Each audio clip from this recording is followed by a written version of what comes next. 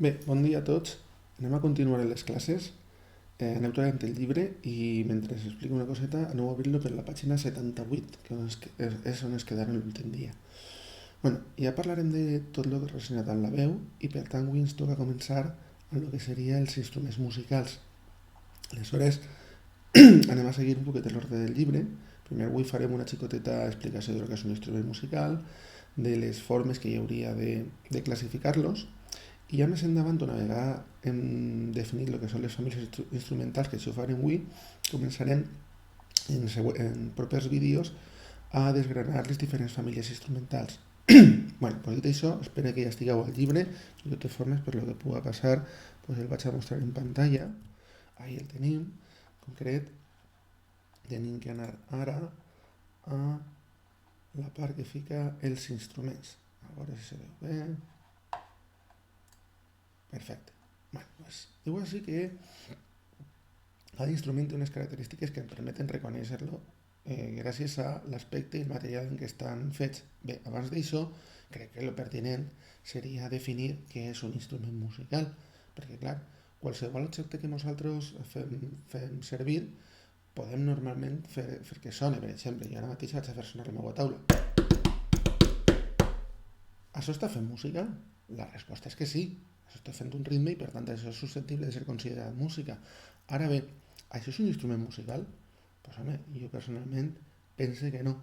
Aleshores, quina seria la característica que hauríem de demanar a un objecte per a ser considerat instrument musical? Bueno, pues és molt senzill. Vaig a donar la definició, la vaig a presentar així dalt. A veure, ahí estem. Bé, diu que instrument musical és qualsevol objecte que tinga com a finalitat principal la de fer música. És a dir, la meva taula no pot ser considerada un instrument musical perquè la taula en principi no se construeix per a fer música, se construeix per a apoyar-se en ella, per a deixar coses en ella, etc, etc, etc. Que en alguna ocasió se puga fer servir com a instrument musical, sí, però això no és pròpiament un instrument musical. Bueno, tenint clar això, el següent pas que tindríem que fer és intentar classificar-los, val? I ahí sí que anem a entrar un poquet en el que ens diu el llibre, que abans de fer la classificació ens dona un parell d'observacions o d'apreciacions que crec que són importants. La primera relacionada amb l'aspecte. Diu així: l'aspecte està relacionada amb l'altura, una de les quals del so, ja que aquesta depèn de la mida de l'instrument. És a dir, més que de l'aspecte, del que estan parlant és de la grandària. Diu així: quan sents un so greu, immediatament l'associes a un instrument de mida gran. Contràriament, quan sents un so agut, normalment pensaràs en un instrument de petites dimensions, de xicotetes dimensions. Bé, això és una llei que es compleix, una llei física, que diu que quan més gran és un objecte, les ones que es produeixen al ser colpejat o al vibrar, són més xicotetes i per tant la freqüència de l'instrument que produeix són més grans. Entonces, al revés, t'he dit al revés. Quan més gran és un instrument, més gran és la longitud d'ona de les vibracions i més xicoteta és la freqüència que produeixes. Traduït al cristià, que quan més gran és un instrument, més greu sona i viceversa, és a dir, quan més xicotet, més agut. Doncs anem a ficar un vídeo que està en estableixó que fica projecció 1, en el qual, si no expliquen exactament, sí que ens donen alguna idea interessant. A veure que fiqui jo el vídeo. Això és aixina, perfecte, doncs sale. Un momentet i vos ho fiqui. Anem allà.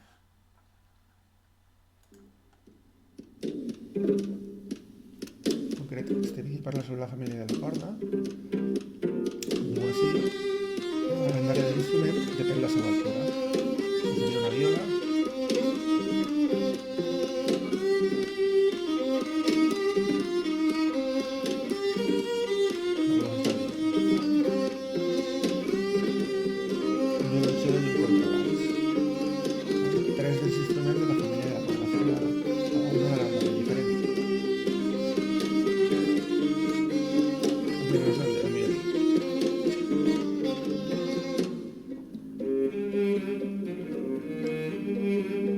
L'instrument és exactament igual, però el cello, òbviament, és prou més gran que el violí i per tant sona més gran. Per tant, un instrument que seria la viola, que és un poquet més gran que el violí.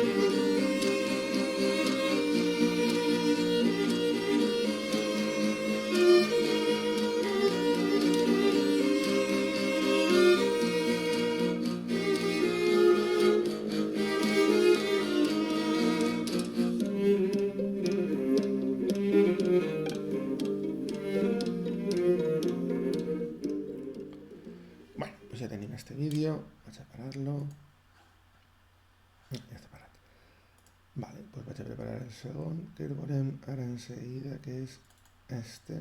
Entonces este el deixa ahí i ara veurem. Bueno, pues continuant en el llibre, ara parla del material amb el qual es fabriquen els instruments i concretament ens diu que aquest material està relacionat amb el timbre de cada instrument. És a dir, explicat millor perquè la redacció no és massa correcta, que està dient-nos és que el timbre d'un instrument depèn del material en el qual està fabricat, el material, de la forma, d'alguna coseta més. Val? Diu que del material en què està construït depèn que un instrument tinga un so delicat, vellut o suau, és a dir, per exemple, els instruments del vent fusta, com serien la flauta, el clarinet o el saxofon, o que per contra tinga un so més potent, més brillant o més enèrgic, que seria el cas dels instruments de vent metall. En aquest cas parla de la trompeta, del trombó, de la tuba. Això és aplicable a la resta a la resta de, ja ho diré jo, d'instruments, és a dir, els instruments de corda, en funció de com siguin les cordes, inclús les característiques de la fusta que té la caixa de ressonància d'aquests instruments, sonen d'una forma o d'una altra. I per supost el mateix passa amb els instruments de percussió. Val? Bueno, ara que recordar que venia una projecció, doncs vaig a mostrar-vos el vídeo, a veure què vos sembla. Això és... Ahí sí. Ara, passarem el vídeo.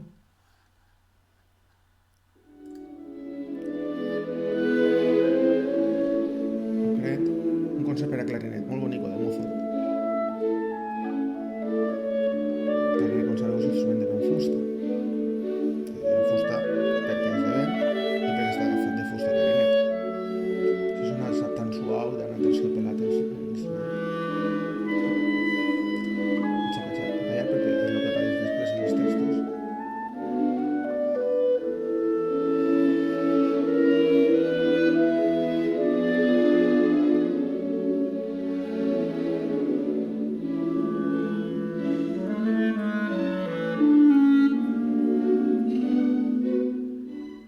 Ara veig una de vent metall.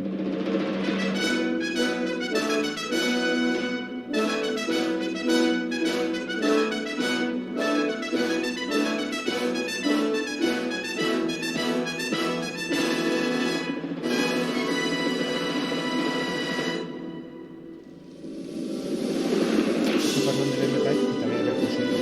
Molt potent.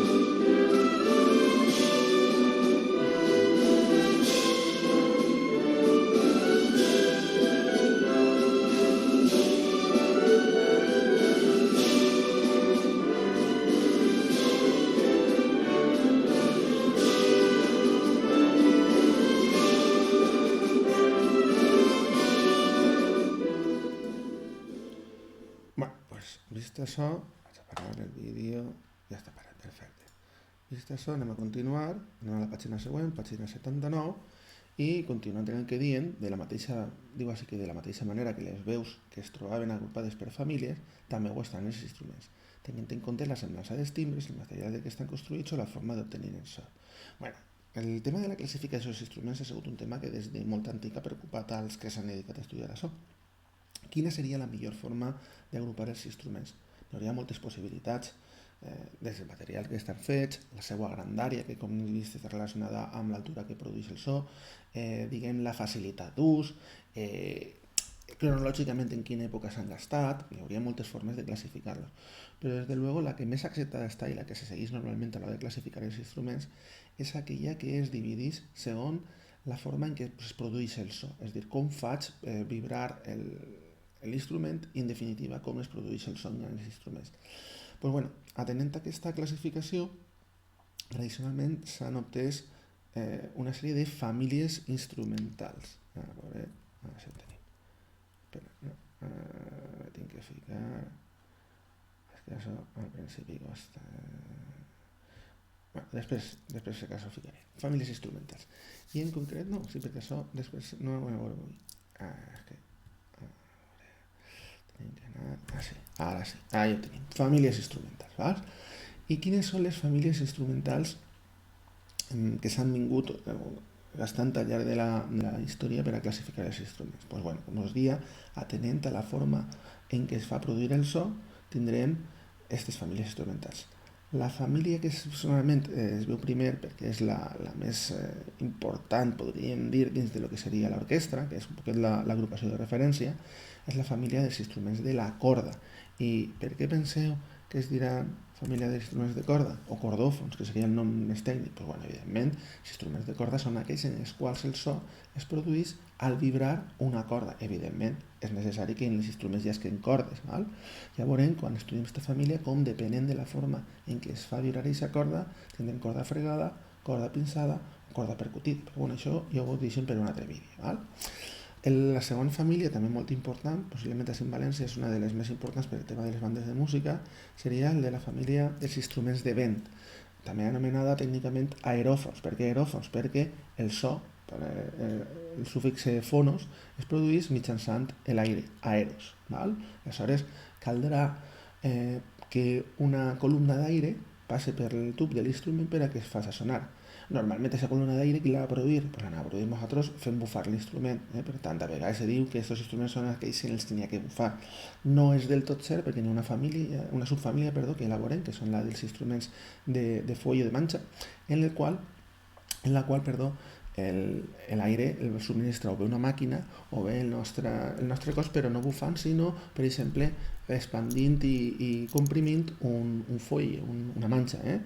Però les altres grans famílies són normalment el de vent fusta i el de vent metall, ho explicaré.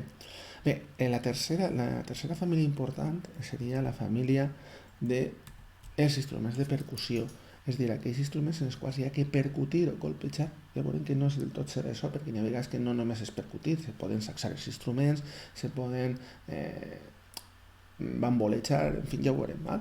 Però bàsicament dins d'aquesta família trobem dos subfamílies, la dels membranòfons, que són els instruments que tenen membrana, i els idiòfons, ja ho explicarem en el seu moment.